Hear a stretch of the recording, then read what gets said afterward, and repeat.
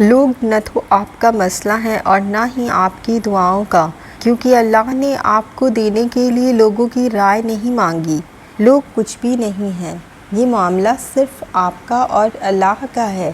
تو جیسے اللہ نے آپ کے معاملے میں لوگوں سے مشورہ نہیں لیا، ویسے ہی آپ نے بھی اللہ کے معاملے میں کسی اور سے مشورہ نہیں لینا۔ آپ نے دعا کرنی ہے، آپ کریں۔ آپ نے ایک ہی دعا بار بار کرنی ہے، آپ بار بار کریں۔ آپ اللہ سے تب تک مانگیں جب تک آپ کو سکون نہیں مل جاتا۔ سب کو بھول جائیں، کیونکہ اجر تو اللہ نے ہی آخر میں دینا ہے نا۔ تو یہ نہیں سوچنا کہ لوگ جو مانگنے سے روک رہے ہیں، اگر وہ نہ ملا تو آپ کو شرمندگی اٹھانی پڑے گی۔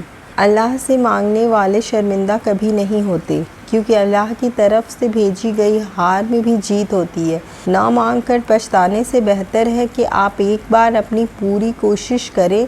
کب کیا ہو جائے کوئی نہیں جانتا، مرضی تو ساری اللہ کی ہے، اور اللہ جسے چاہتا ہے فتح دیتا ہے۔